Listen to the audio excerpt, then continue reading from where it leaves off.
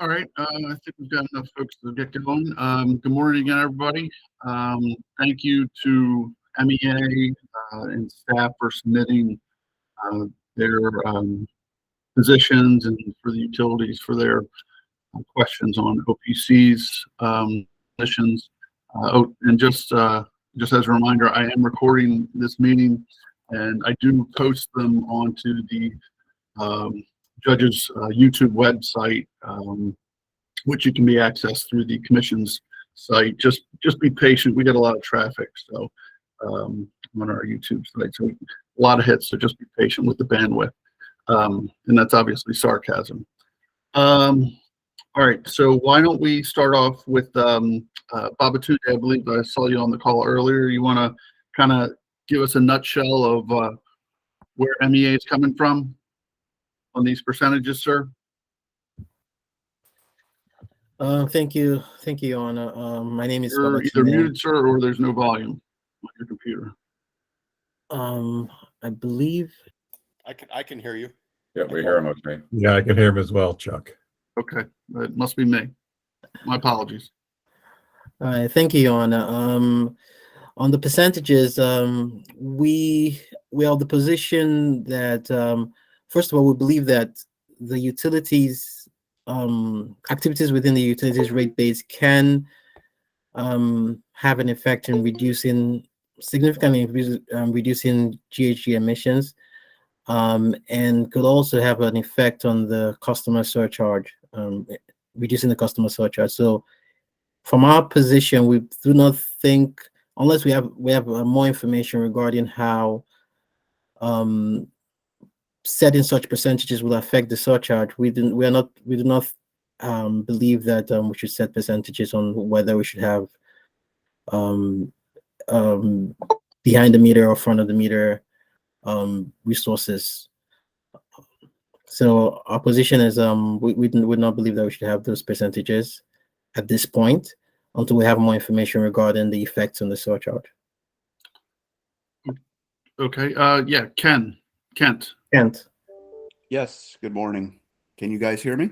Yes, sir. Wonderful. I guess my question is, when you say activities in rate base can help reduce GHG, could you, that's pretty broad. Can you kind of define, a little bit more of what you're talking about? I'm basically talking about the activities, the front of the meter activities that the utilities can do to reduce GHG emissions, and I think the utilities can expand on those kinds of activities further. Yeah, and if there are activities within the front of the meter activities that the utilities can carry out to reduce GHG emissions, I do not think that we should set percentages, because those have an effect on reducing the surcharge.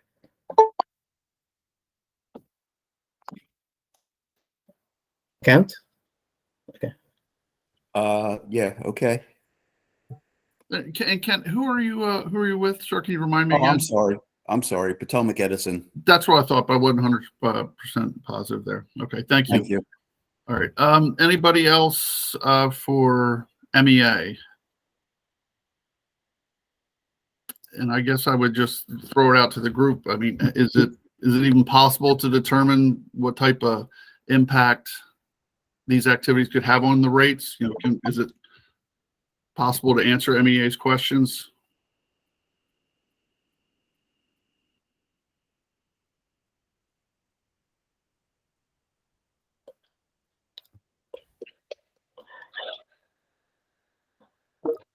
I think the utilities might be in a better position to probably respond to that. Yeah, that's what I'm throwing it out there. You stumped them though.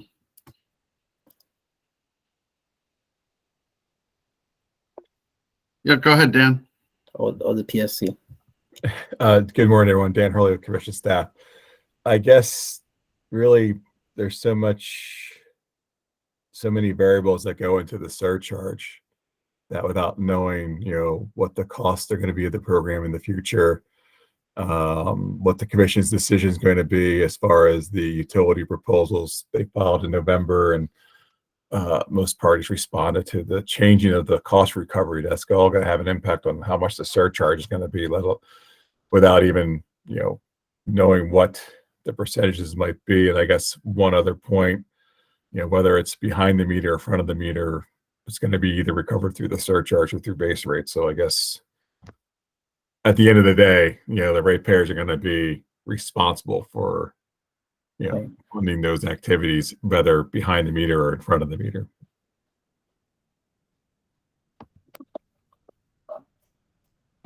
Thanks, Dan. Anybody from the utilities want to chime in?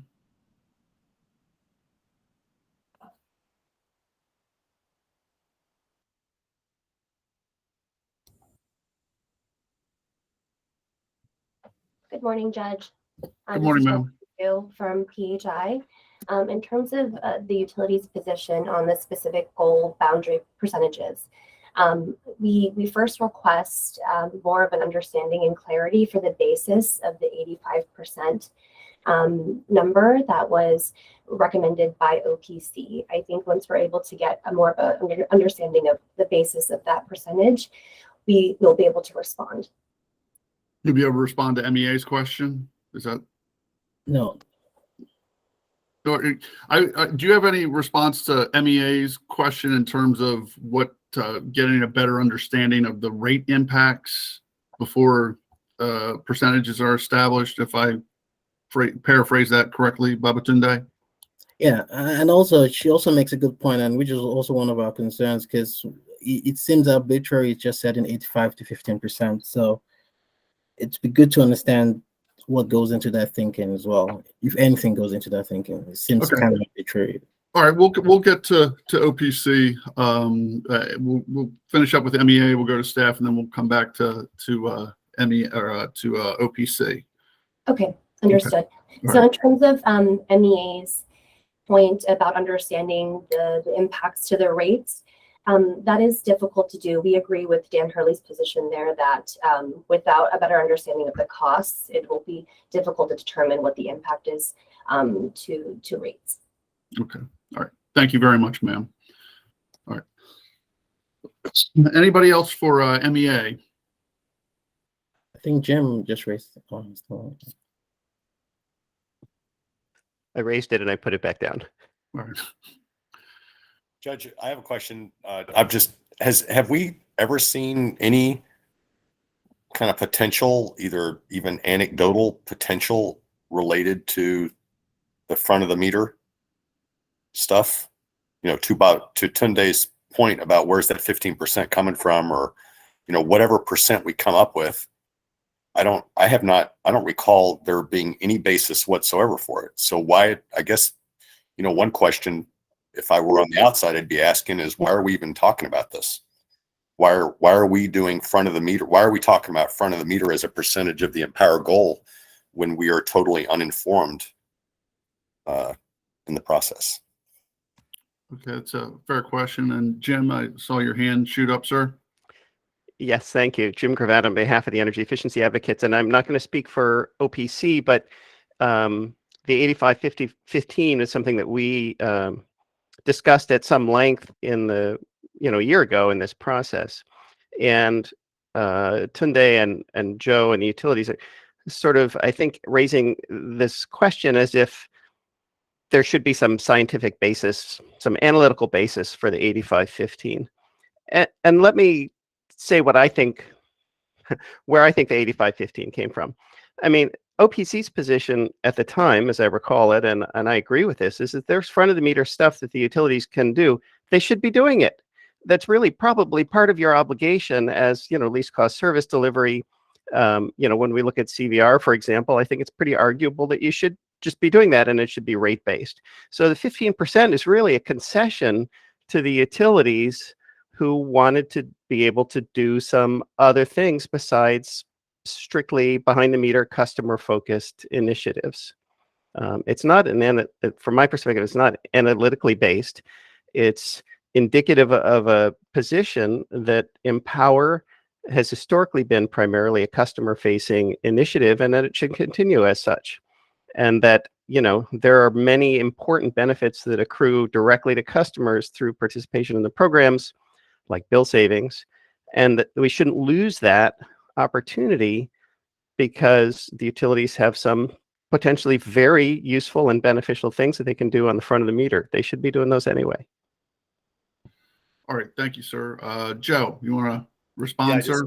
just wanted to clarify for Jim and others that I was not, I would not be, my question was not to promote an infant or 100% front of the meter percentage. It was to say, why is it above zero?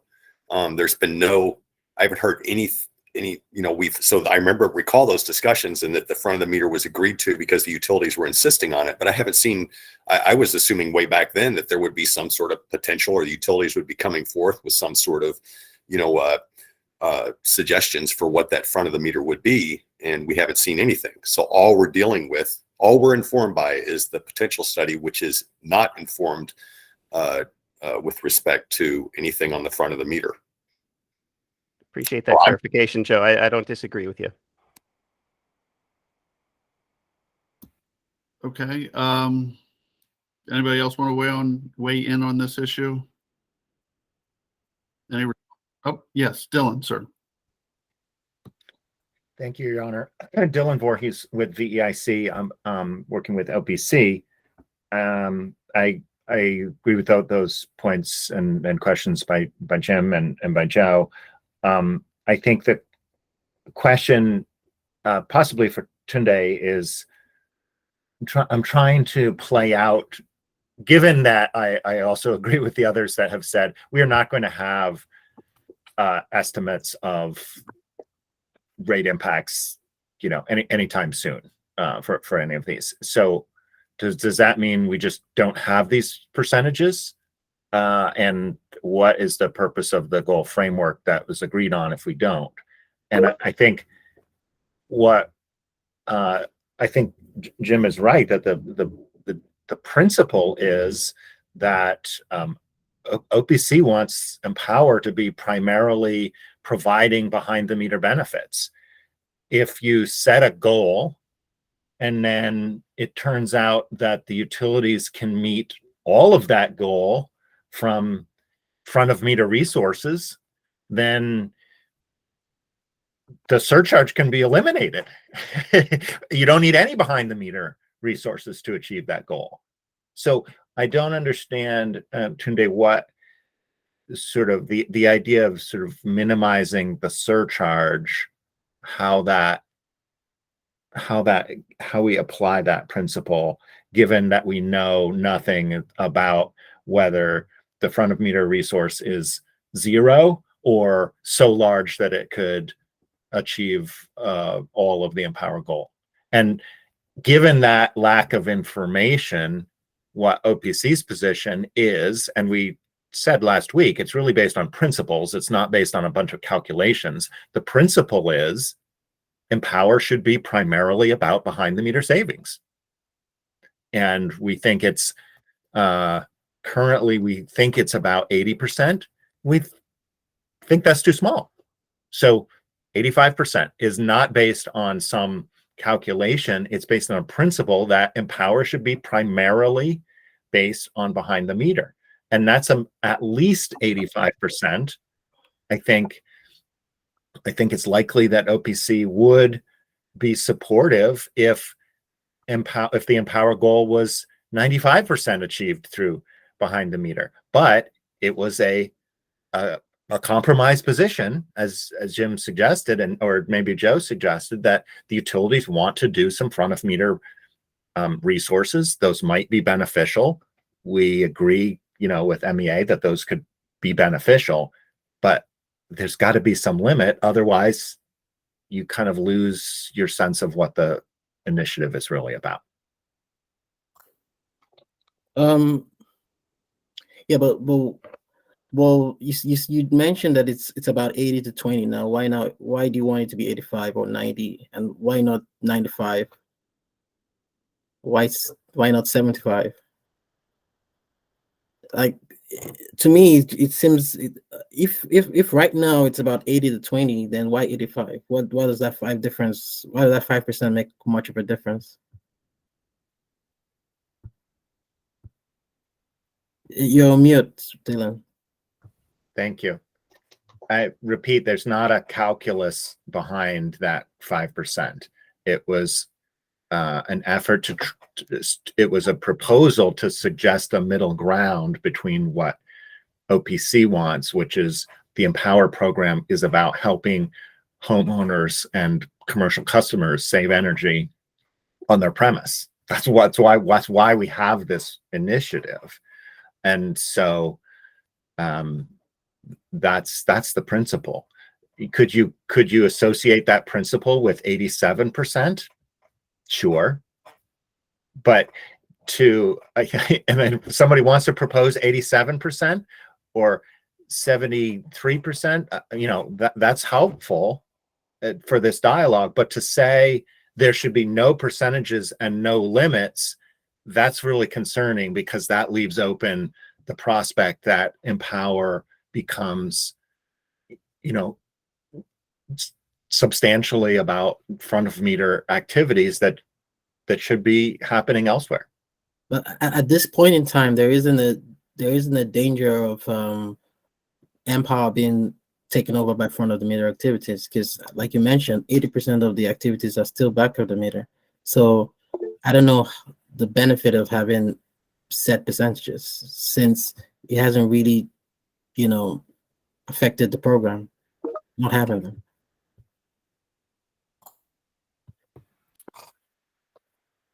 Jim, you want to jump in, sir? I just want to say, I'm not willing to say there's no risk of the utilities having something in their back pocket that they haven't talked with us about yet that is suddenly going to represent 50% of the greenhouse gas abatement. And if they have such a thing, it would be good if they do it, but not then use it as a way of doing much less of the other kinds of programs. Just because they haven't told us about it doesn't mean to me that they aren't thinking about those opportunities. If they weren't thinking about them, I don't know why they would be so insistent on keeping the door open with no boundaries on how much front of the meter they can do. All right. Thank you very much, sir. We got Nicole and then Edward. Good morning, Nicole Zeigner on behalf of OPC.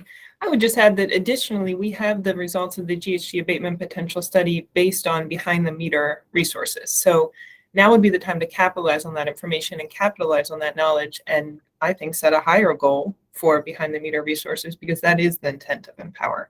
So it's true that we picked 85. Anyone is free to propose a different number, but we were trying to get that number closer to what Empower should be doing, which is more behind the meter resources. Thank you, ma'am. Edward. Thank you, Judge. Edward Yim from ACEEE. And my comment would also really just be supporting OPC's position. And I understand OPC's position to be asking for a minimum requirement of 85% or greater, which I believe is the intent of Empower. And the intent of Empower being that it is about behind the meter resources. And I mean, in terms of, and I really don't see any harm in drawing the line either. So what would be the harm in drawing that line? Thank you, sir. And just so everybody knows, or just to remind everybody, Jim Gravatt had indicated that MEEA also supports OPC's position. Jessica. Sure. So for this conversation of the percentages, I think the utilities, I can speak on behalf of the utilities and say that we definitely feel that we should be prioritizing behind the meter resources. That is something that is definitely important to Empower and to our goals.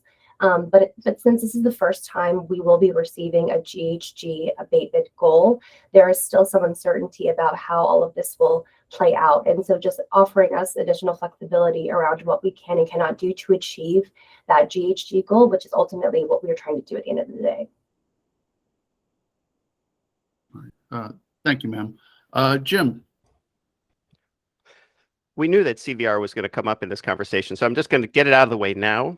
Jim Gravatt on behalf of the Energy Efficiency Advocates, and Jessica, that's kind of what we did the last time around. We said, you know what, the utility should get to count things like CVR, even if it's not paid for out of Empower, because it hadn't occurred to us that in some years, 30% of the utility savings would come from CVR. It just didn't. I mean, frankly, my bad. It didn't occur to me that y'all would do that, but you did. So I think that, for me at least, makes it seem a little more important that we put some boundaries in place. So you're saying your position on CVR has not changed?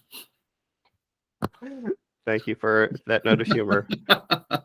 I'm teasing you. All right. Anybody else on this particular topic before we let Tunde off the hook?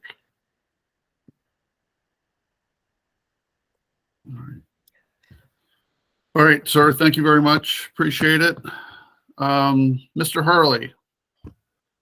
Yes, good morning. So we filed some brief comments yesterday, or emailed comments yesterday, and we went for more of an 80-20 look, kind of traditionally in line with what we see in Empower now, and then also given the uncertainty of the potential study only having behind the meter results, we just want to make sure there's some flexibility for front of the meter resources to help establish a goal. So I know we talked a lot about percentages so far with Tunde and the group. We threw out that number, and those are a couple of reasons why we went there. I guess depending on moving forward, I think building trying to build these caps and percentages and high bands and low bands, depending where we do wind up, is really going to go towards our recommendation for whatever the, I guess, absolute goal will be, as far as like the actual number of the goal will be. If we're going to veer towards this potential study and have a higher cap from behind the meter, and I guess we're going to have a smaller goal for Empower moving forward, as opposed to if we have a kind of a smaller cap and allow some more front of the meter, we could have a potentially higher goal. But I guess at the end of the day, the goal is greenhouse gas abatement as we can get it. But so that's kind of our thoughts on the, I guess, the boundary setting. Is staff kind of married to the 80-20, or is there? We're not married to it. I mean, it really depends on how this discussion goes. Just thought the 20% would allow additional flexibility for moving towards a new goal structure. Okay. All right. Fair enough. Thank you, sir. Yes, Joe. So in terms of setting the goal based on the potential study, so let's say it's 20% for behind the meter. So then you would be basically taking whatever the absolute number of potential study GHG abatement for whichever scenario you decide is the one you're going with. And then if 20% could be part of the overall goal, then you would multiply the potential study potential by 1.25, and then that would be equivalent to a 20% front of the meter component. Is that basically how people are thinking the math would work? So no matter what that percentage is, whether it's 85% or 80% or 90% or whatever, you're basically taking the potential study and then just upping it by the additional front of the meter. Is that the math, or are people thinking of different math on this? Your Honor, can I respond to that?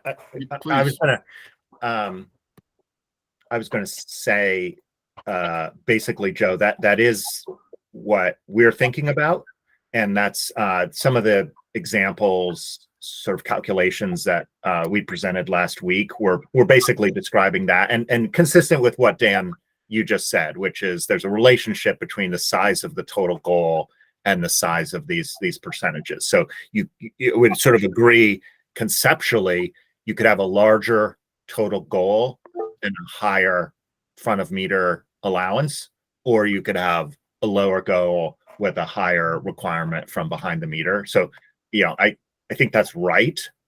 And I think that approach, Joe, that you described, which is you should build off of what we know, which is the behind the meter potential, and then sort of go from there. And we need to make some decisions sooner. And I mean, that's I'm a little I'm sort of a little confused by the sort of we shouldn't set these percentages at all, because I thought that was the point of the exercise of the goal framework, was to provide some boundaries for which you'd sort of build some goals and some plans around. But I think that's, Joe and Dan, you're kind of just describing a similar understanding of how this could work and what the implications are. Thanks, Dylan. Joe. So if that's the math, then we could set we could make that percentage anything, right? So we could make it 50%, or we could make it 100%, or we could say front of the meter could be 300% of the behind the meter. And then you do your math. You have a potential for the energy efficiency, and then you say that the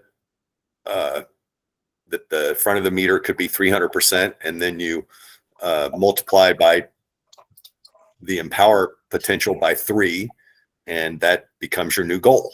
And then the utilities need to fill in that, right? At least it forces a commitment. It forces a commitment on the utilities, or whoever is proposing behind the meter, the front of the meter, be part of this. Put your chips on the table, right? That's what empowers. That's what the behind the meter is doing. It's saying, look, this is a potential study. This is what we think we can get. We're developing a goal based on what we think we can get. So, if then what, somebody needs to propose something for the other side. Otherwise, it's just meaningless. Yeah. So, Joe, here's the I think the problem. I mean, I think mathematically what you described works, but the problem is there's a couple of problems with that, sort of taking that to in that extreme. For one, we don't know what the front of meter potential is. And so if I was a utility, I would be reluctant to agree to a empower total goal that was 4 times the behind the meter savings potential, and just sort of, think, okay, we're gonna have to go out and find an enormous amount of front of the meter savings. So given that uncertainty, I think it constrains how big an amount we are likely to want. And that's just in addition to the principle that OPC is espousing, which is empower should be primarily about behind the meter. The other problem with that is that because the funding decisions are made elsewhere in a rate case, it creates some significant kind of regulatory transparency and accountability issues if you approve a goal here that is sort of has any presumption about what happens in another rate case. I think that's a pretty tricky spot to be in. So I think all of those reasons are why you'd not want to take your mathematical approach, which I agree works sort of mathematically, to allow that percentage to be very high. Hey, Jim, would you mind if I respond quickly to Dylan? Please go right ahead. So, I think that all this very much goes to Jim's point, and that is, what's the objective of the utilities on this? Yeah. Why would the utilities? I've never heard the utilities ask for a goal to be imposed on themselves, for anything really. And so, why are they doing it in this case for front of the meter? Basically, tying their hands on activities that are funded outside of Empower. And so, the only reason I can think of, and so I would really love to hear why I'm wrong, is to Jim's point, and that is that somebody's planning to dump a bunch of front of the meter stuff into the Empower Empower savings to displace the behind the meter stuff. And why are the utilities intent on this, Jessica? Do you know what the intent? You can go do there's nothing by putting it in the goal, the front of the meter stuff in the goal. Does that somehow enable you to do stuff that you couldn't do otherwise? No, I don't think the utilities have necessarily thought about specific percentages when it comes to these goals. In terms of the comments that we submitted for OPC's proposal, it was just trying to get a better understanding of that percentage. But this is something that we will definitely have to consider when it comes to front of the meter versus back of the meter resources. But I do want to just restate that it is our priority to focus on behind the meter resources under Empower, but that we feel with this new GHG abatement goal that additional flexibility that can be provided to us would definitely help us achieve the broader goal that the state is trying to achieve. Thank you, ma'am. Jim, you want to jump in, sir? Just briefly, first I want to say, Joe, thank you. I really appreciate the points that you're raising, and I agree with you. I also want to just caveat about sort of a premise about using the potential study as the basis for figuring out what the behind the meter goal should be. And in no way meaning to denigrate the potential study, but we haven't yet decided whether we're going to accept the potential that they've laid out as the right number. And so, you know, it may be a higher number for behind the meter, or conceptually it could be a lower number, but it won't be. It could be a higher number for behind the meter that the advocates are going to want to support. Thank you. Thanks, Jim. So you're saying you may increase the behind the meter above 85%, sir?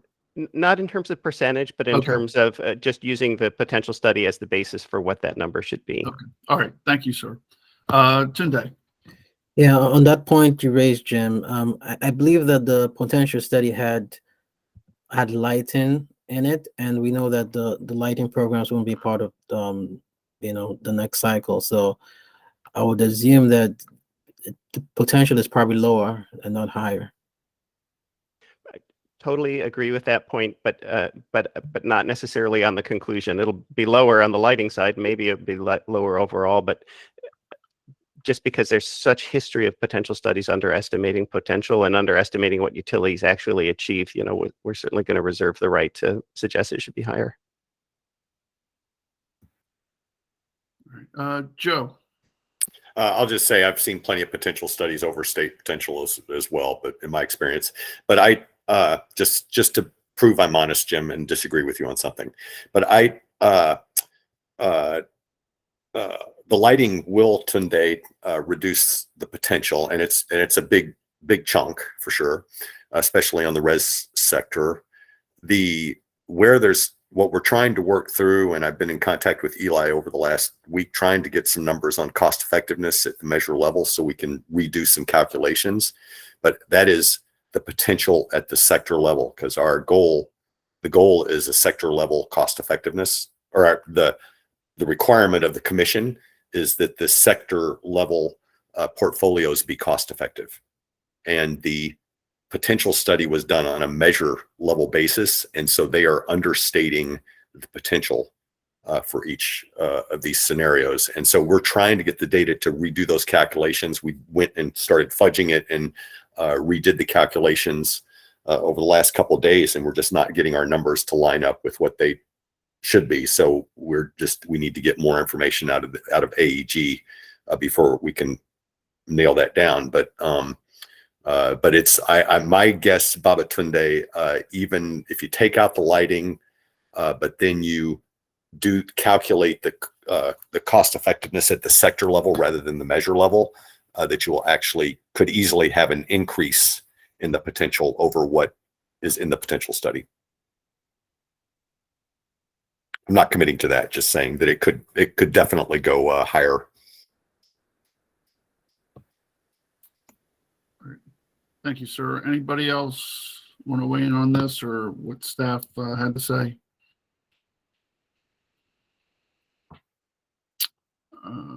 Okay. I guess that puts us to OPC, I'm not sure if you've had an opportunity to have a look at what the utilities the questions the utility had posed. If you might be able to respond to those.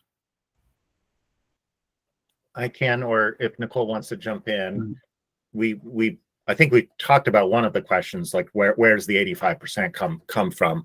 Another question was about this ambitious but achievable as sort of a standard. And I don't think it was sort of our intent to like propose that as a formal standard. It seems like a good idea. Ambitious but achievable seems like a pretty useful general proposition. And if other parties have another, it's subject to a lot of interpretation. So I'm not sure it's super valuable. I will note that the commission used that language in their not the order that just came out, but the order in the spring, which was maybe Nicole can help me out with the order number, but the commission Yeah, used that's that language. Yeah, I'm maybe you sorry can to help jump with in. Thanks. 90261. I'll post it in the chat. Okay. Thank you. So the commission in establishing the goal setting proceeding, they said something like it is our finding that in order to have goals that are ambitious but achievable, we should have this kind of proceeding. So I'm not suggesting they were establishing that as a standard, but that is actually language the commission used as like a reason for what going through this was to figure out what is ambitious but achievable. So, I wouldn't make too much of it, but I do think that's a pretty useful idea. And if the utilities or others think we should have a different way of, different language for thinking about what these goals should be like, I think that's good to hear. And then maybe those are the questions that I think, Jessica, if there were other things that were confusing to you. Thank you, Dylan. I think that answers that. There's one small portion of that question too, just referencing the last bullet point. When you state quantity of behind the meter savings, those savings are GHG savings, right? Or do you mean KWH or MWH? No, I think we were, I'm not sure which bullet point you. The third one on. Oh, yes. Yeah, that's right. Generally, that's referring the savings here. I think are meant to refer generally to behind the meter to greenhouse gas savings. Okay, thank you for clarifying. Okay, thank you. All right. Thanks, Dylan. Anybody else want to weigh in?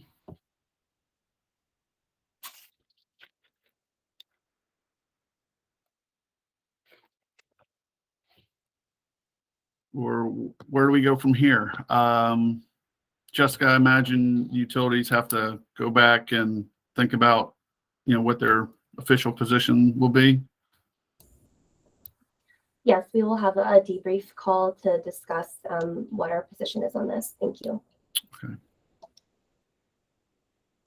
All right. So we've got a 85-20. We've got an 85-15. We've got a punt until we know rate impact.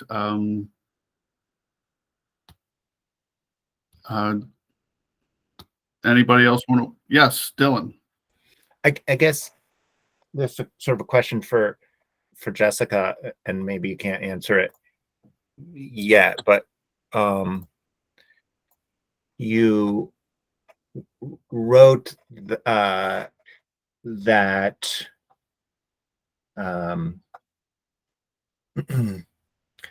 in the document you sent around before, there should be no assumption made. Sorry, I'm just looking at this.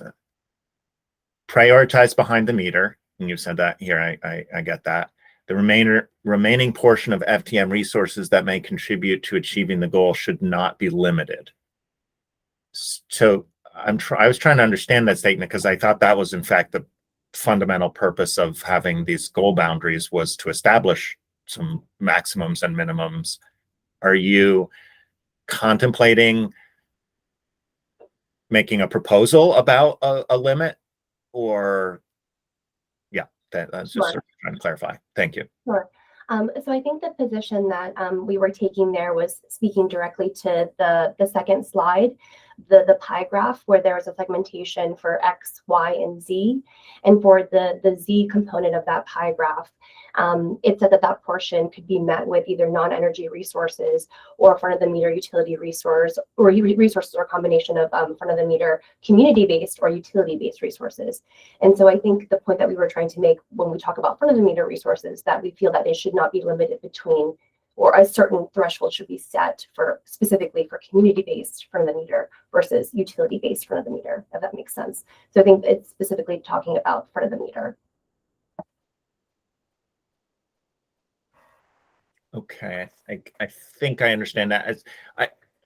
As I was just describing the goal framework, last week, it's not necessarily, and we contributed to it, so I'll acknowledge it. It's not necessarily the most artful way of dividing these pieces up, but it does include a percentage that is no more than X from front of meter utility and non-energy benefits.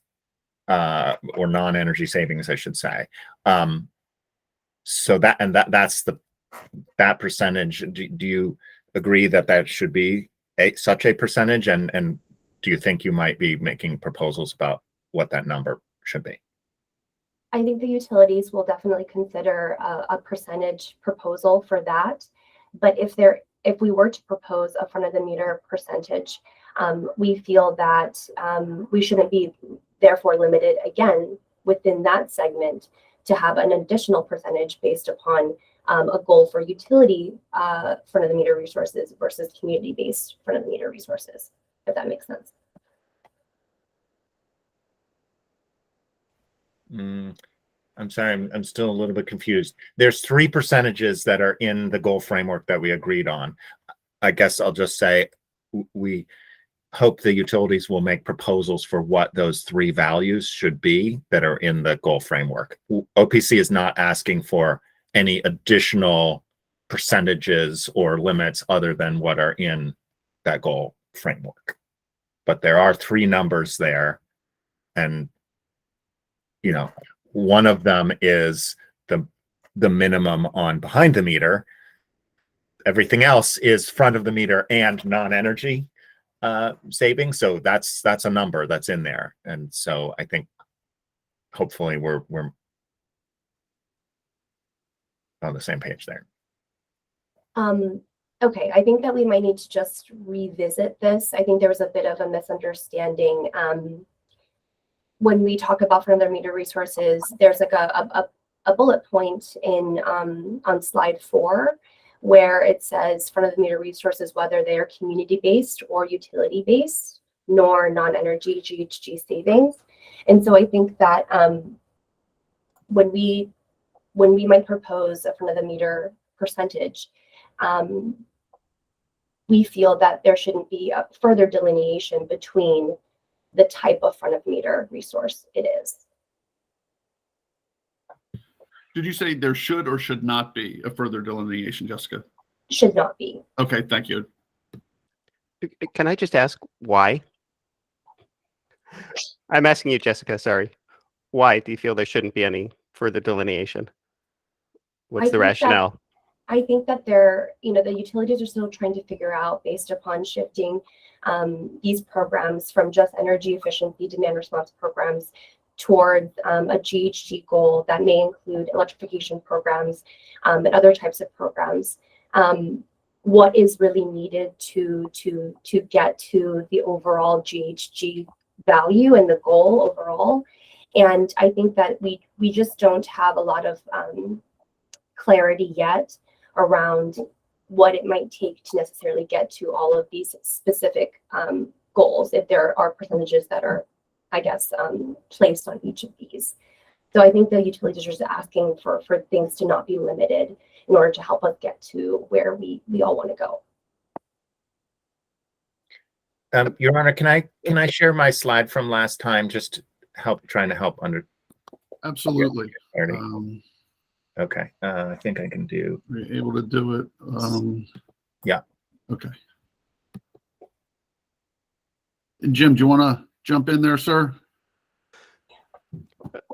Well, okay, yes, thank you. I appreciate it, Jim Gravatt, on behalf of the energy efficiency advocates. And I was just going to say, there are jurisdictions where, I mean, there really hasn't been any conclusions about performance incentives or anything, and what the boundaries usually, and we recommend that that if there is a performance incentive, it's not an all or nothing, so that there's opportunity for the utility to earn even if they don't achieve 100%. So the point that I'm getting to is, on the utility's resistance to boundaries of any kind, percentages and goals are used to provide direction for what the policies are trying to achieve. And in the absence of those, then there's not really direction, I think, is the point I'm trying to make. So by providing some more specificity around the goals, it gives the commission and or the legislature the opportunity to tell the utilities, this is what we want you to do. And so there's not really, at least in this framework, terrible consequences if you miss by a bit, if the numbers aren't exact. I understand you don't want to be bound by something that you haven't had the opportunity to analyze deeply. But in the conversation about the 85 and 15, it's really about providing policy guidance on what the priorities are. And I think that it's important to have some of that. Thank you. Thank you, sir. Cindy.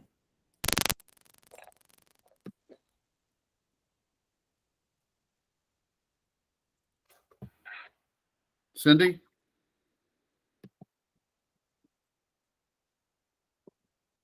We can't hear you, Cindy. All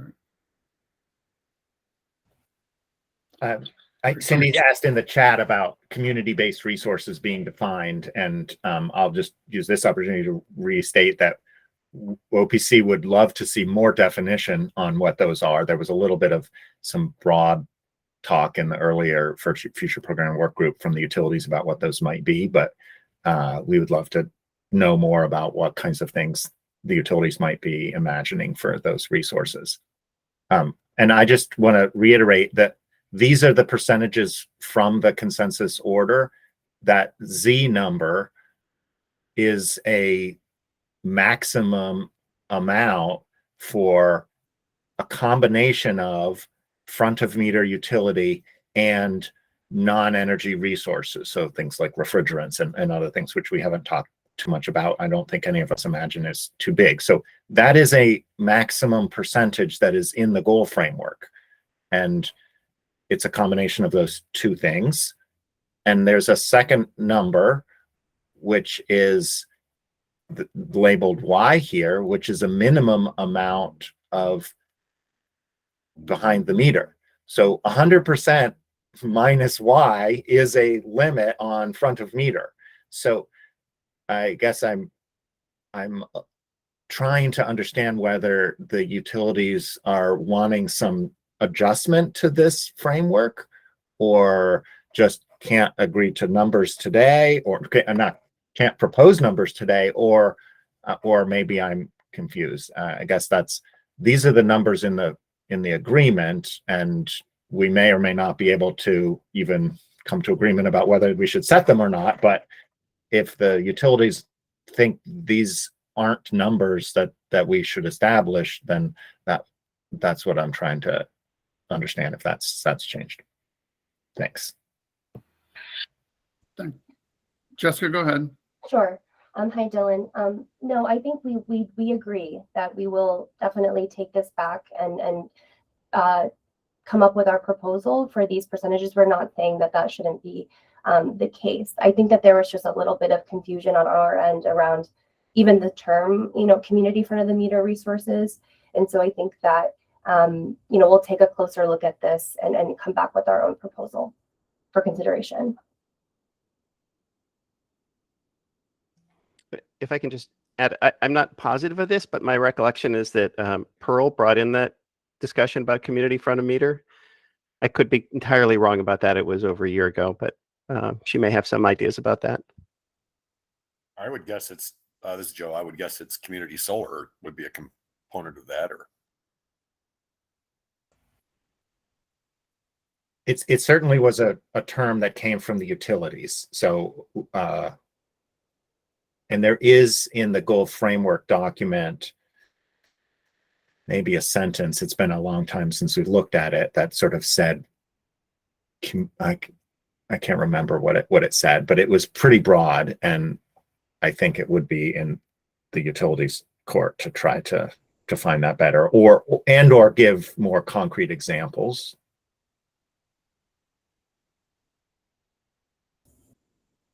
I think I found the definition. I can put it in the chat. And Jessica, so you're not, and just to kind of jump on where Dylan was going, with his pie chart, you're not looking to change what the, I guess, the Z factor would be, which is the front of the meter utility / non-energy benefits. You just don't want to see that broken down any further. Is that right? Right. Okay. All right. Thank you. All right. Joel. Thanks, Judge. I think that actually sort of was in the direction of the question that I was going to ask Dylan. Dylan, if you don't mind, could you put that slide back up again? Yeah. Hey, Joel, who are you with, sir? BG. I'm sorry. If okay, it's not no on. problem.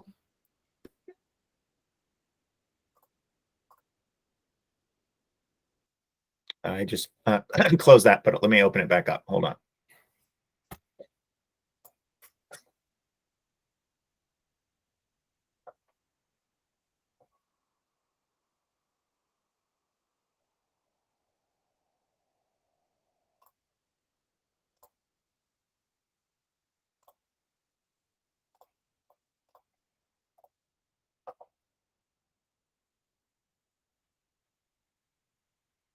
Okay, so my question is, for the section of the pie graph that's labeled Z, there is a further breakdown that appears to be non-energy versus front of the meter utility. And I guess my question is it OPC's position that there should be percentages assigned to those two components? No. Okay, thanks. All right. All right. Thanks. Garrett.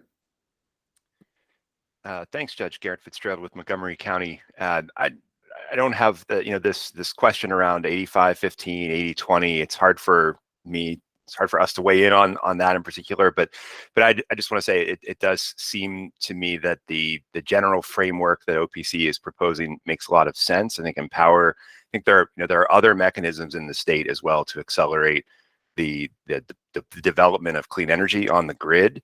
And I think Empower is one of our primary tools to improve energy efficiency and reduce demand in buildings. So stipulating a very high percentage that should come from behind the meter in that 80-20, 85-15 range makes a lot of sense. And I think it's going to be really important for the planning that we need to do. All right. Thank you, sir. All right. Anybody else want to weigh in?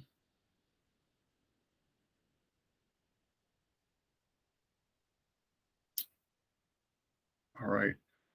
Well, is there anything else we need to discuss right now before we figure out where we're going? So just to get clear, so somebody is going to define the community or what that is, and whether, I mean, Maryland has pretty big, right, Dan? Doesn't Maryland have big community solar going on? Are the utilities planning to throw that in? I wouldn't say it's big. It's a pilot right now that's got another year or two to run as a pilot before it gets determined to be a permanent program. But yeah, there's a lot of projects that have been proposed and approved, but I'm not sure how many are actually operational. So it has large potential, but we don't know whether it'll take off yet. But it's got potential. What do you mean by large potential? Yeah. I think we're talking 200 megawatts is what I saw in some of the just online. And so, yeah, I don't know. I I'm just trying to think where the what could get thrown into this pot, and are we talking big? What we're talking about here? It's kind of hard to have this conversation without knowing what on the front of the meter side. I just have no idea what we're talking about.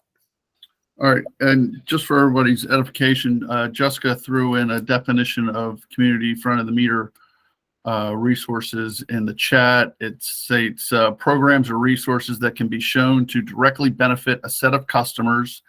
These are separate from utility resources that broadly benefit customers, such as a program that benefits an identifiable set of customers that opt in, as compared to improvements in transformer efficiency that benefit all customers.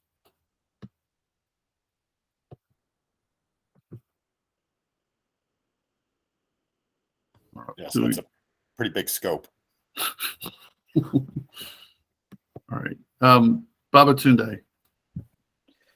My question is for Joe. Joe, you said you've been working with AEG to refine some of the calculations. Do you have a timeline as to when those results will be available for the group?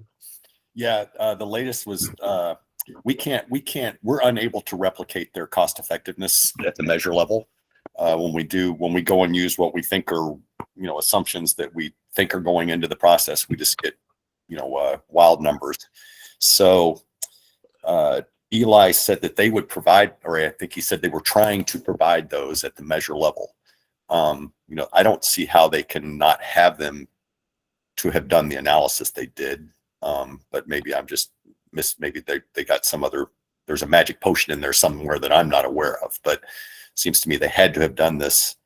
Seems to me they have to have those numbers.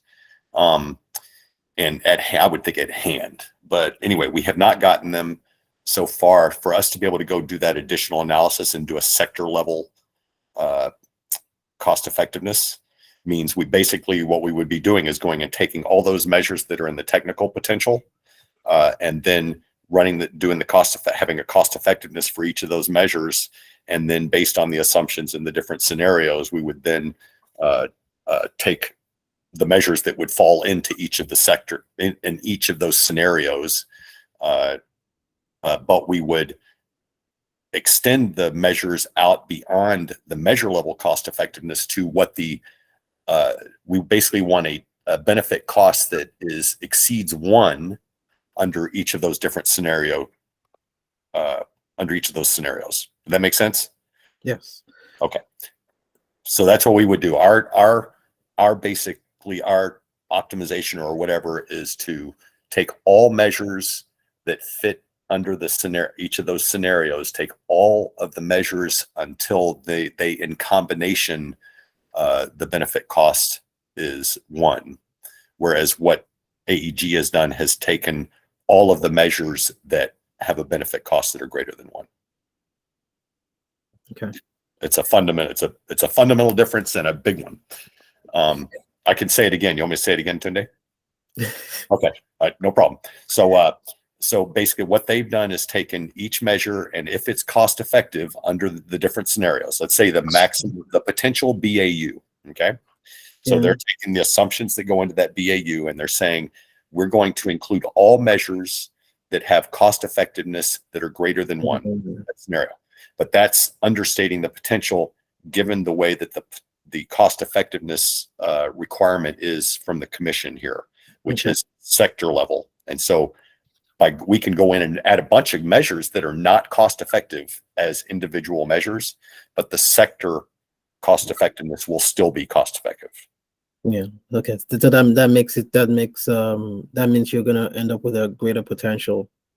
That itself, that adjustment should increase the potential if we have the data, right? Again, we're not totally clear we have the data, but we're working on it. But then, as you said earlier, the lighting will knock it out. I would guess that they also did not include any net to gross. So when they did their cost effectiveness, and I've been calling around, this just totally surprises me, but for their cost effectiveness, they're just basing it on gross savings, and so not net. So it's not activity that was induced by the programs. It's just stuff that was already happening anyway. And that they say is consistent with our goal and what the group has told them to do. but that's for the goal. That's not the cost effectiveness. And so if I'm doing cost effectiveness and doing this same potential study, I would have net to gross, adjustments attached to all of those measures, or at least at the program level. And that will reduce. So that will reduce the potential. The lighting would have very low net to gross for on that basis. So it would not make, the cut. And then the lighting will reduce the potential. I would say like desktop computers is another one that's a target, could reduce the potential. And then because I have very low net to gross. But then, doing it at the sector level is going to increase. So I can't predict yet, Tunde. My guess is this sector level thing will have a big impact, but but would this be available before the 30th when we have to have something down? It's kind of, the threshold question is, will it be available, period? Because I have to get stuff out of the potential study. I have to get stuff out of AEG before we can do it, because our attempt at replicating is not working. At least it wasn't as of last night. And so I'll get in touch with I don't know if Eli or anybody from AEG's on today, but we'll continue to pursue it with them and try to do it as quickly as we can. I believe we have a call with them later today. So.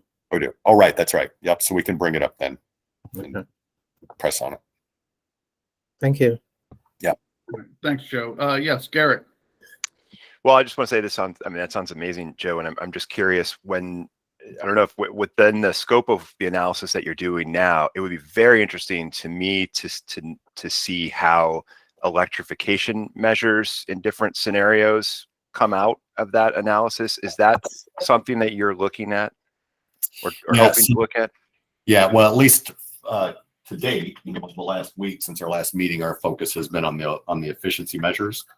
Since wasn't even sure that electrification is where it's going to fit in here. So it's a big wild card in my mind. It's not like some people want it in, some people don't.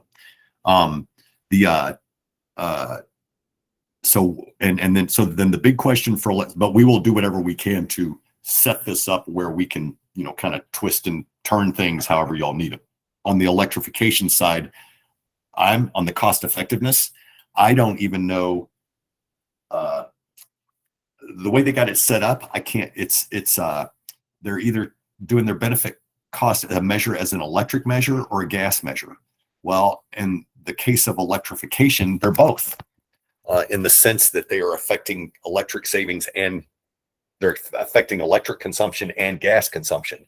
And so I don't even know whether their benefit cost at the measure level is taking into account reduction in gas consumption, but increase in electric consumption. Right. And that's where doing it as a larger, a combined analysis, looking at it from a greenhouse gas perspective. Makes a lot of sense, right? Critical. Yeah, it doesn't make any sense without it. Yeah, I would certainly hope that whenever all the analysis that we're doing here, I would certainly hope to see all of the electrification scenarios modeled out in something like that, and for this group to reserve judgment about whether or not we then include electrification after we have at least analyzed and we can all collectively understand the potential of it in different scenarios. I think that's a decision that we shouldn't be ruling electrification out before we've done this kind of analysis to really understand its potential. Thanks. Yeah, Garrett, all of what, Joe, you're doing is really helpful. The basic results themselves show very large electrification potential. Even screening at the measure level, it's a large amount. And so what Joe is doing will likely make that a larger amount too. Whether it nets out against lighting and some of the other stuff, that's remains to be seen. Joe, on electrification, I'm quite sure that they were including gas savings and additional electric usage. The raw results show negative numbers on electric savings for the electrification and gas savings. So yeah, what's throwing me off, Dylan, is I think you're correct on the impact side. It's on the cost effectiveness side that I'm unable to tell. I see.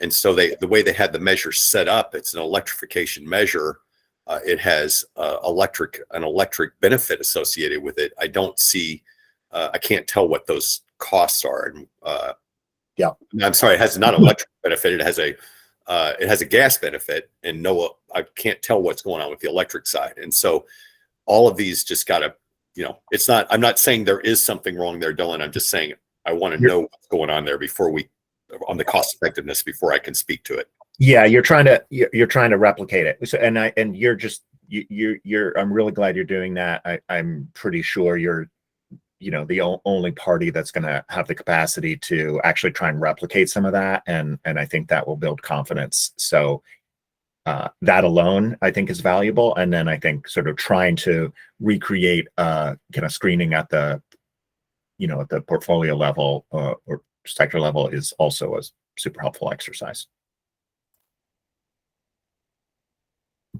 Dr. Qualja. Yes, sir. Thank you very much. So, hey, Joe, first of all, I agree with everything you were saying about how to do the cost effectiveness analysis. I think the net versus gross issue, that's such a huge component of this, and we can't believe this is not settled yet. That's going to really impact things significantly. I got to say, Sammy, I started calling, in fact, I called Mike Rufo, who I haven't talked to in a year, just to check and see if I was crazy, because, but this is, according to Eli, this is standard practice for AEG on this, that they do not, for cost effect, it's not just about our setup. They said for cost effectiveness, they just use gross savings. So, I don't know what to say to that. All I know is that that's inconsistent with what we do in Maryland. And so if we're trying to set up goals that are consistent with, where if people go achieve their goals, we can have some modicum of certainty that the cost effectiveness will align with that ex post, then we need to go do net also. I agree.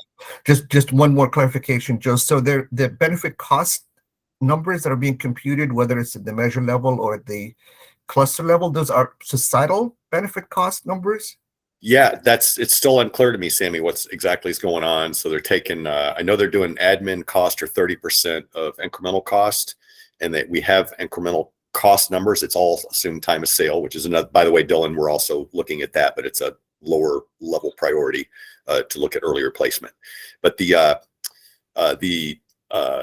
overall numbers, we can't, I went in and, or Christine and I went in and we took, our benefits, typical benefits for the portfolios now, which AEG is using those numbers, I think.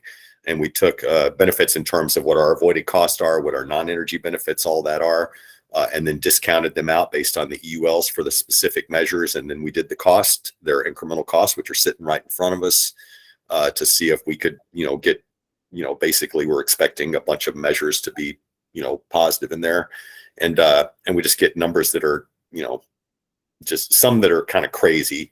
I think one example Christine gave me this morning was on a boiler, where it was well, I don't even want to list them. We still just got to go through them. But so we're just unable to replicate in a way that I was hoping actually I'd be able to come in today and say, look, here's your portfolio. It's 30% larger or whatever. And we can't do it yet. So Sammy, the short answer to any question that you would have around cost effectiveness is probably going to be, I don't know yet. Hopefully I will in the next day or so. And it would be great if you wanted to, and I can include you in meetings or something, so we can kind of, because sometimes I'm not sure that I'm being too hard on things or people. Yep, I would love to be part of that. I mean, but some of the things that you're mentioning, I mean, at the expense of being repetitive, I apologize to the group, but the net to gross issue could really cut that potential significantly, and then go into the cluster level could increase it significantly, and then benefit cost with from a societal perspective could increase it significantly. So we're talking about a huge range of variations in this potential based on just those three things. Yeah, well, it is, Sammy. I'm confident that they are at least trying to include our non-energy benefits per the future programming work group. So the 9 cents per kilowatt hour should be in there, right? All that was provided and they're aware of it. So but it's a black box, right? I can't look into their calculations to really know what they've done. So. Thank you. All right. Thanks, Joe. I guess that kind of gives us a preview of next week. All right. Anything else we need to hit today?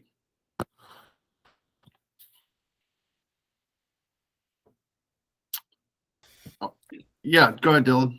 I was just going to ask for a moment to just level set again about what expectations are for next week going into it, or for the meeting, or whether we're prepared.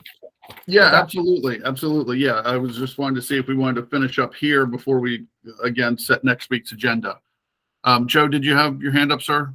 Yes. One question that we have for our purposes is is it possible, do we have any idea which scenario, so we got 4 scenarios, I think, is kind of the operative one. I have frankly been operating on max achievable, just because, doing all the calcs and everything for all the scenarios can be done, right? But at least right now when we're playing, I'm working with max achievable. Is that just totally wide open where people will be pulling the potential from?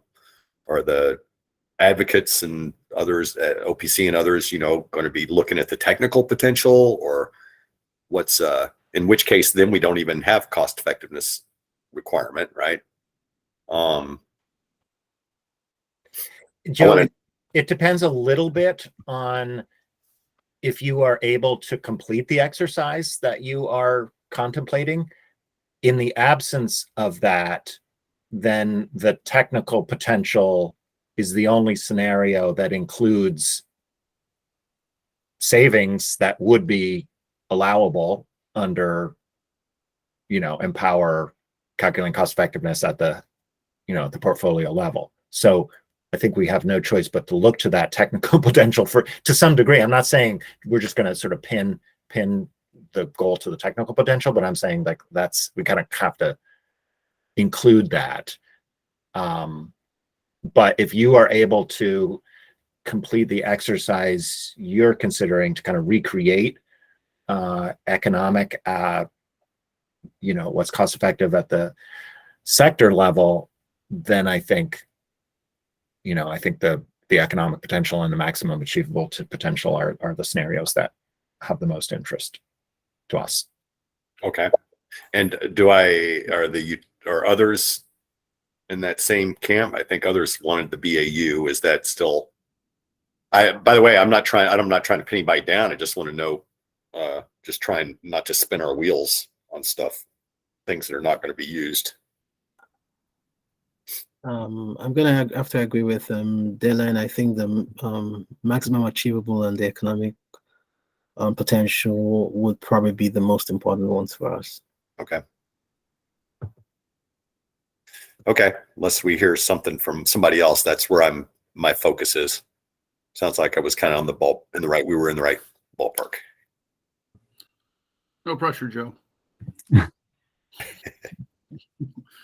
Yes, Edward. And it was just a comment for Joe. My apologies. This is Edward from ACEEE, and my comments if you already addressed this. But so in the technical potential discussion that we had with AEG, they took into consideration only the cost-effective replacement potential, but not early replacement potential, which will have a significant impact on the overall technical potential. Is this something that you will be able to look into as well? Yeah. So I think I said earlier, this is a second. It's not at the top of my priority list. First, we got to get these other things down, but right. Then we'll do at least some fudge factors on early replacement related to certainly at least the residential HVAC. Right. Right. And so I think that's where the main concern is. And so right. we can base our early replacement calculations on portfolio, time of sale versus early replacement ratios, if nothing else, to at least give a first peek and see whether we're talking 20% increase in potential or 2% kind of thing. Yeah. That'd be great. Yeah, thank you, Joe. I am concerned about the potential to mislead the public with that kind of finding on the technical potential.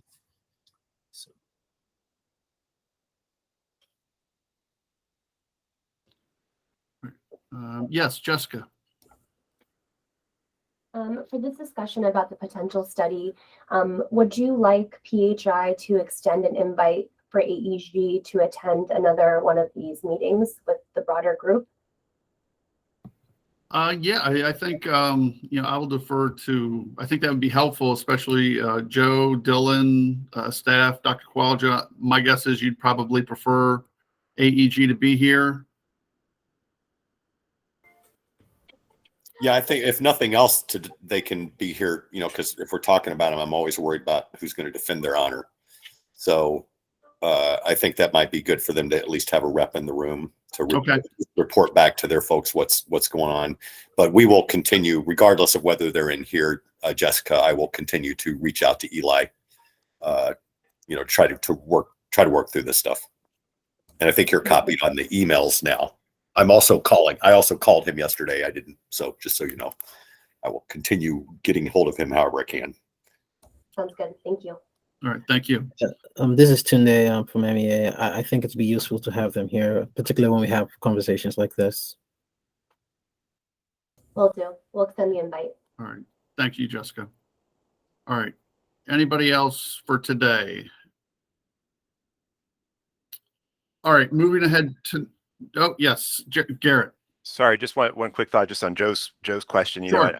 I'm not sure how they're going about this, but obviously MDE is working on the 60 by 31 GHG reduction strategy for the state as a whole. And, I think no matter what we do under Empower, we're likely to not produce the amount of energy savings in the building stock that would ultimately be necessary to hit the state's climate goals. So there's bound to be some additional thinking about, now, how would we go even bigger than this, from wherever we leave off with and get up and running with this program. And I'm confident that the MDE crew will probably end up benefiting in some way from an analysis that's, that's less constrained. So that may not, and they're on a pretty tight time frame too. So they're not on the same time frame that we're under here. And I'm not assuming that you're doing work for MDE in that process, but I think they're under a goal to produce a draft strategy by the summer. So that's coming up soon too. And it would be, I'm sure there'd be potential value and lessons that you might learn from a broader analysis there. Go ahead, Joe. Yeah. So Garrett, we have just FYI, everyone, we have gone and looked at least, the potential numbers and align things with the MDE goal, or made sure that the chart that the AEG was showing up, where they have the horizontal line for the MDE goal, and then the different scenarios in terms of consumption over time. So we were able to replicate those, and so those line up. So in terms of providing a goal number, they'll be provided in absolute terms, as we've discussed before. The percentages is where things get iffy, right? What do you put in if you're going to report something as a percentage, then there'll be a bit more discussion to be had. But in terms of developing more aggressive scenarios, we're not, beyond, with the early replacement, we should get some additional savings, but I'm not aware of really other opportunities on the technical potential, because that portfolio level adjustment is not going to affect the technical potential. It will just affect those other scenarios. And so all that is a way of saying that I understand, Jim and others' interest in ensuring that energy efficiency is getting its due, and that energy efficiency is pursued ambitiously. But I think, to Garrett's point, there's a risk of overestimating the savings potential from the energy efficiency programs, to the extent that MDE is then putting together a long-term scenario that includes energy efficiency. And if energy efficiency is overestimated due to our good work, then other things don't need to happen. And I think that's as big a risk my point there is overstating the energy efficiency potential for our purposes is as big a risk to climate and Maryland policy as understating it.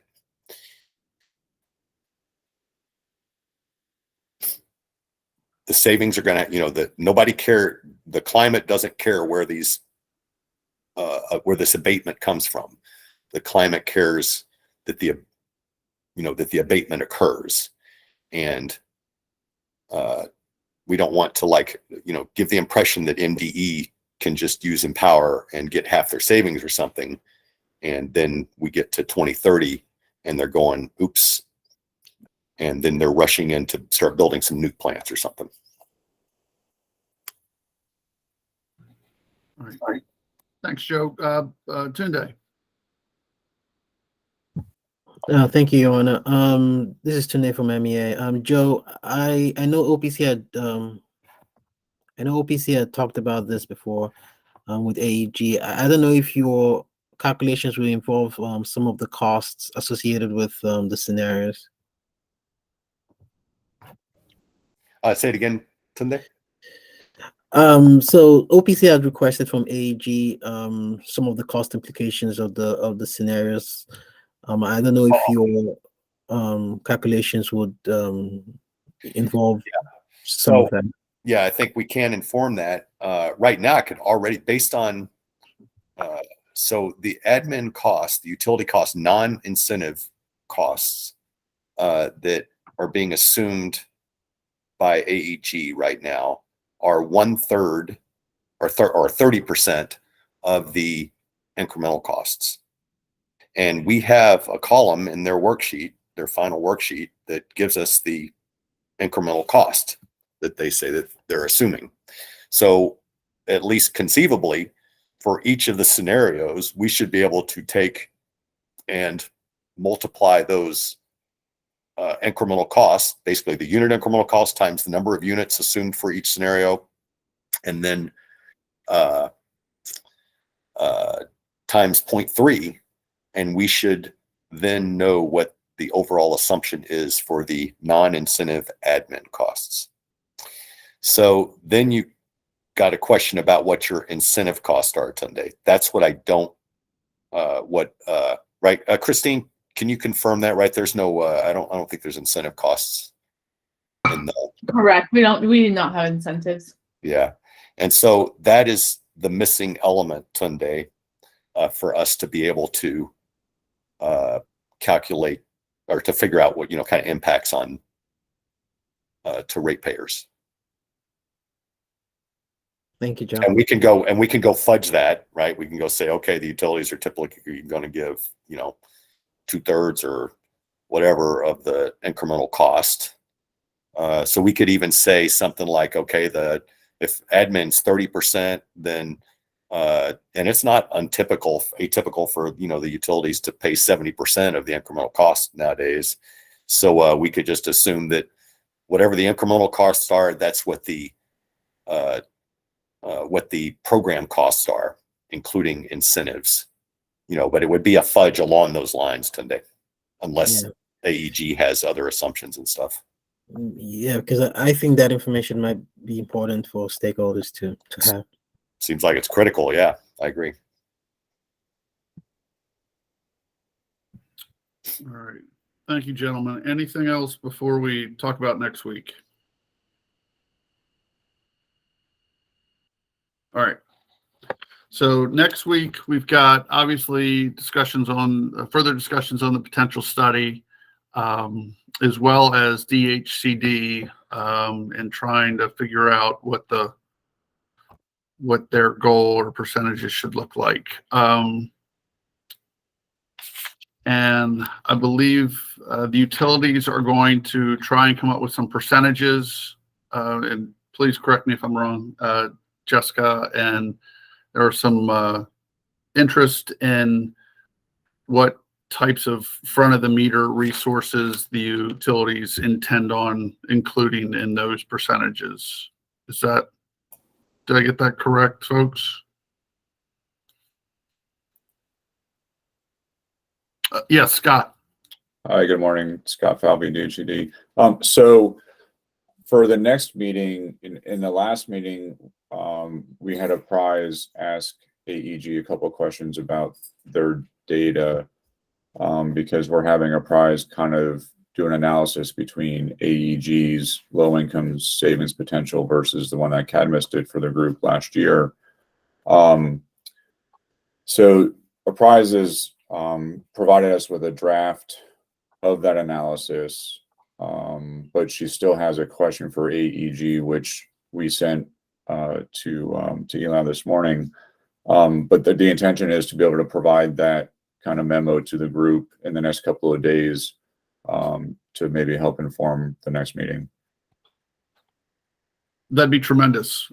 Yeah, and to the extent folks can get any kind of written comments, either on the study or from the utilities perspective, percentages and the community-based resources they're thinking about. If you can get them to everyone before next meeting, that'd be tremendous. Tuesday would be ideal, but no later than Wednesday. And from our perspective with the memo, I think it'll be a matter of how quickly Eli can respond to us, and if he can even answer or provide the information that's requested. And if he can't, I think we have the memo ready and we can provide it to the group. Otherwise, it'll just be a matter of getting the data and then how quickly a prize can take that data and work it into their current calculations. Understood. Understood. All right. All right. Anything I missed, or anybody want to add anything? Did I get everything kind of correctly? Or kind of correct, I should say. Yes, Nicole. Good morning, Your Honor. Nicole Zeitner on behalf of OPC. I was wondering if it might be, we feel like we might need additional time to look at proposals for DHCD goals. And I didn't know if this is if other parties felt the same way, and this is something we might want to consider at a meeting the following week. I know we don't have much time, but I wanted to be realistic about our ability to put that together right now, and just see maybe what other parties thought. Sure. I guess it all, obviously a lot depends on how quickly they can turn it around. Scott, the draft memo, you obviously don't have to tell me what's in there. Is it pretty voluminous or? Sorry, no, it's not. Jackie, are you still on? I know Jackie was on earlier, but she may have had to step off. If she were here, she might be able to provide, a high level of what the findings are, but okay, if she's not, okay. Potentially, maybe we can still submit the memo that we have. I just want to discuss it with her before we do. But potentially we can submit what we have to the group, and then she can provide a revision based on, what we find out from AEG. Yeah, that sounds, if you guys are comfortable with that, that sounds great. And I think that'll help expedite others' review and some recommendations for next week. Sure. Yeah. So I'll check into that. And if a prize is good with releasing it the way it is, and our group is too, then we may be able to actually provide that today. Okay. All right. Great. Thank you. Yes, sir. Dylan. Thank you, Your Honor. The other thing that, a couple of things that we're also kind of waiting for as inputs to the DHCD goal setting conversation include some cost estimates, some kind of budget and high level budget estimates from AEG on their different scenarios. We have a meeting this afternoon, so I'm hopeful that we will get some of those.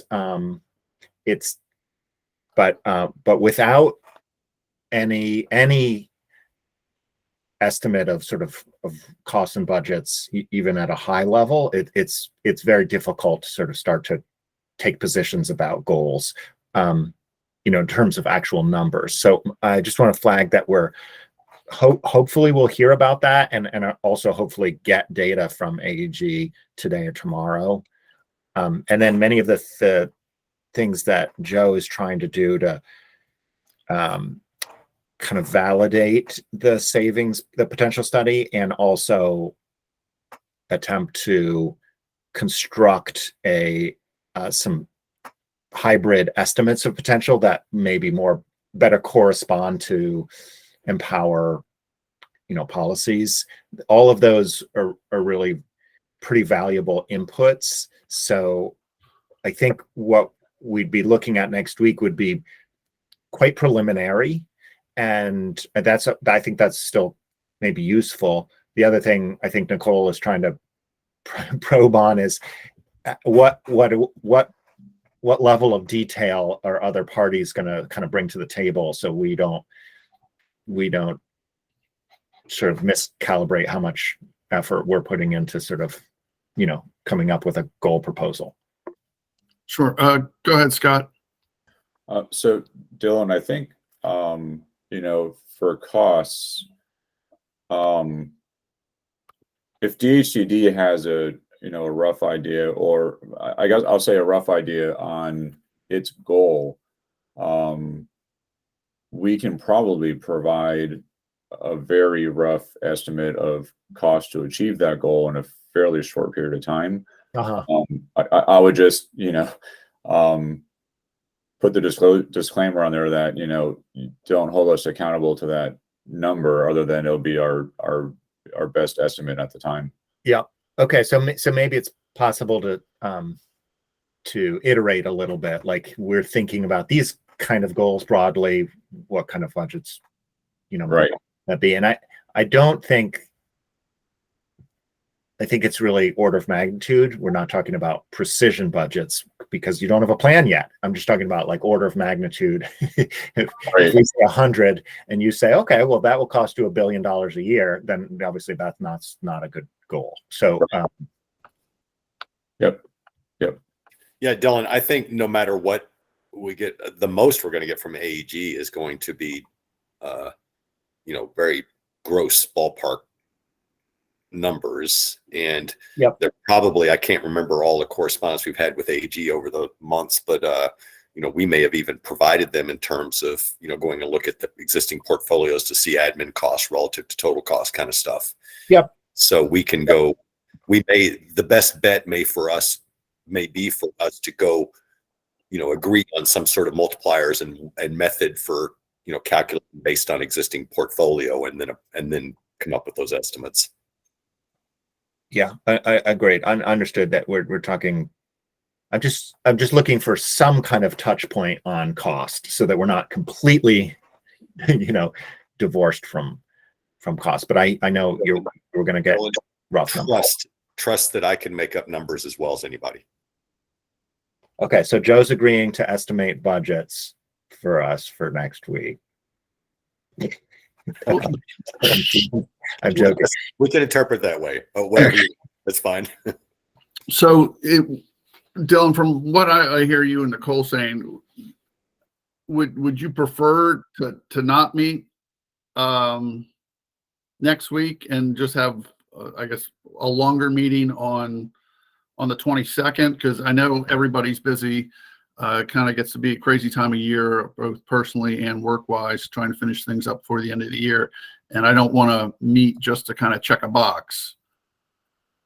Right. And what we would like to avoid is having to do both, because some parties come next week with fleshed out proposals and other parties don't. And then we just have to come back again the following week. So I guess, we'll try and invest and support OPC to come with some ideas and proposals, even if they're not sort of, we think the goal should be 113 units. But if other parties are going to do that too, then I think that's a good use of our time.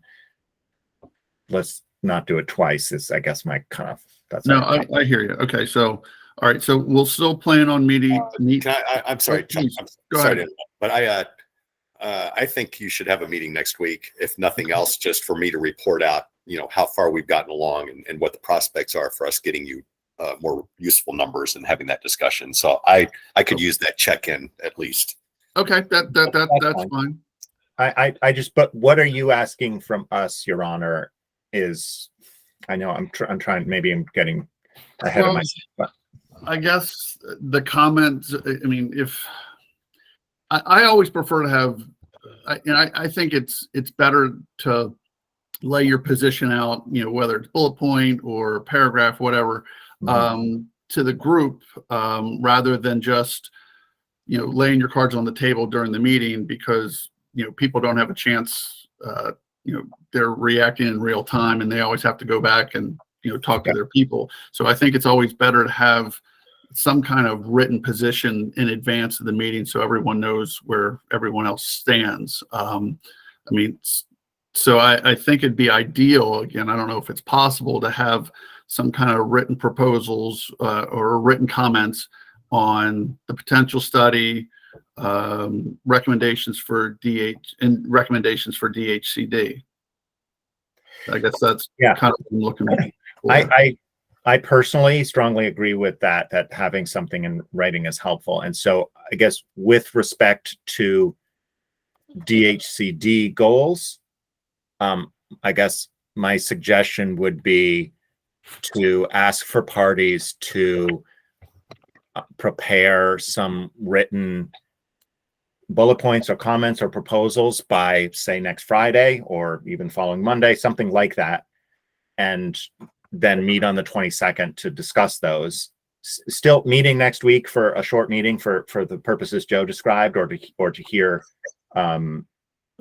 anything from the utilities. I think that's useful. But just with regard to how we're preparing on the DHCD goals, if having something in writing by Tuesday, I think that's going to be difficult. So if we could have till Friday or the following Monday, that would be, I think that'd be great. And I'm probably not the only party for, I see some more hands raised. So understood. Taylor, then Tunde. Good morning, Taylor Beckham from PHI. Kind of not so much related to what Dylan was saying regarding the DHCD goals, but more so to what you were saying, Your Honor, regarding the comments. Are these kind of, we want to be circulating to the work group our draft comments that, that I think the commission said the interested parties need to file by December 30th, or just comments for the work group to digest? Yeah, these would just be internal to the group. Okay, gotcha. Yeah. Tunde? Yeah, I was thinking that the meeting next week might be useful, because I believe AEG is supposed to provide us some more information today, and perhaps it's something they can talk about more in the work group. Okay. All right. So we'll definitely plan on next week. We'll talk about the potential study some more. Joe will give us a report. Hopefully the utilities can give us their ideas, and Taylor, Jessica, if you could just do that in advance of the meeting, whether it's bullet points or a few paragraphs. And I know everyone is interested on the community resources aspect, what the utilities intend on including on that. And then the following week we'll tackle DHCD. Does that sound like a plan? Yeah, can I just ask one question? Sorry. Yes, please. You're fine, sir. So so we got these non-energy benefits numbers, and I think I mentioned before that there's been some changes. So one is that the EIA AEO emissions intensities for criteria emissions have changed. The other is, and those made the emissions intensities go down, the projections go down. On the GHG side, however, it goes in the other direction, since the administration, EPA just released recently its new numbers for GHG, or for CO2, social cost carbon. And those numbers went up materially, and they also did, as we were expecting, establish that they were using a 2% discount rate. And so I think when we had in the future programming work group meetings previously, when the agreement, for that 9 cents for emissions benefit was developed, we had a methodology, but there was, I think the expectation, but maybe I just misunderstood, that when things came out of the administration, if they were significantly different, that we would revisit those, not recalculate based on those new data. So I'm not proposing that we do it or anything. I'm just saying that that was an issue, a topic that I don't think was totally, or in my mind is not clear whether we should be going forward with that. Let me say, we already did go forward with that. We've recalculated all the numbers just for in case y'all are interested. But I don't know whether it's something that the group wants to take on. So if you do want it, we have all those numbers. We can share them with you next week, or we could even do it now. Or we can just act like I never even said anything right now. Why don't we plan on, why don't you share them in advance of next week's meeting if you want to circulate them, and then we can try and tackle that issue on next week, sir. Okay. Sounds all right. Good. All right. Anybody else? All right. All clear on what we're doing next week? Hope. Yep. Thank you, Your Honor, for the additional clarification. And yeah, no problem. No, I want to make sure everybody's on the same page, and that I'm being clear. There's a question in the chat. All right. The question in the chat. Thank you, sir.